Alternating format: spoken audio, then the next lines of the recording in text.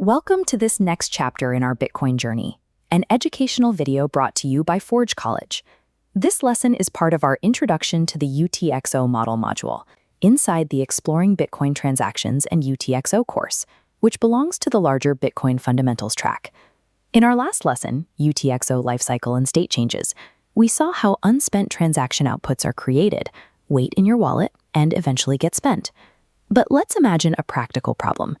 You want to buy something that costs exactly 0.6 Bitcoin. You look in your wallet and you see a single solid UTXO worth exactly 1 Bitcoin. How do you pay? If you were using a traditional banking app, the bank would simply subtract 0.6 from your account and leave you with 0.4. But Bitcoin doesn't do simple subtraction. A UTXO cannot be split in half, chopped into pieces, or partially spent. It is a single, indivisible object. Instead, think of this diagram of a digital smelter. To spend any portion of that 1 Bitcoin UTXO, you have to drop that entire solid block into the crucible and melt it completely down. This means a Bitcoin transaction is a process of total destruction and precise recreation.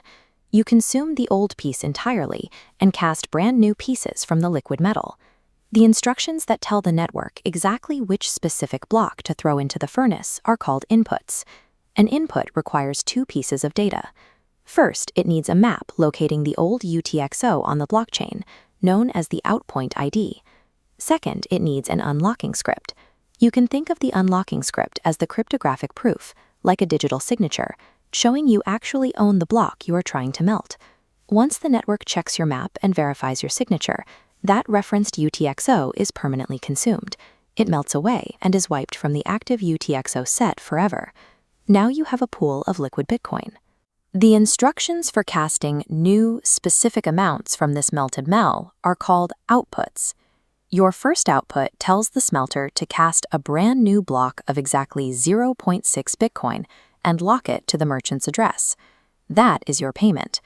But you melted down a whole Bitcoin, and you still have 0.39 Bitcoin sloshing around in the crucible. You have to cast that leftover metal into a second new block, locked to a change address that you control. This is called a change output. A single transaction can consume 1 UTXO and create multiple brand new ones, explicitly updating the ledger with these freshly cast blocks. If you were doing the math, you might have noticed a slight discrepancy. Look at this equation. We put 1.0 Bitcoin in, but we only cast 0.99 Bitcoin out. There is 0.01 Bitcoin missing. That missing metal did not vanish into thin air. It represents the transaction fee paid to the network. Notice there was no output spout labeled fee. Bitcoin uses an implicit fee. The fee is simply the physical difference between the total amount of Bitcoin going in and the total amount coming out. Any amount of Bitcoin that is not explicitly recreated as outputs is left behind, and the network miners claim those leftovers as compensation for processing your transaction. By altering the ratio of inputs to outputs, you can build different transaction structures. Look at this diagram showing consolidation. If your wallet is full of tiny UTXOs, you can consume dozens of them as inputs to cast a single large output block, effectively sweeping up the dust. Or you can do the reverse. In a batching pattern, you melt down 1 massive UTXO to create dozens of smaller outputs, which is highly efficient for paying many people at once. There is also a data-only output pattern, which creates a specialized output with 0 spendable value. Known technically as OP return, it acts like a digital stamp for unspendable notes or metadata directly on the blockchain. Recognizing these shapes helps developers and users anticipate network fee costs, manage their wallet health, and understand the privacy implications of their payments. When you look at a raw transaction on a block explorer, you can read it by following this checklist. 1. Find the inputs being consumed.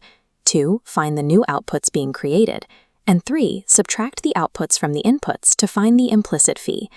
In our next lesson, Address Types and Format, we will look closer at the cryptographic locking scripts on these new outputs and learn exactly how they secure your Bitcoin. Mastering how inputs and outputs behave is the practical bridge between understanding abstract Bitcoin theory and engineering real-world transactions.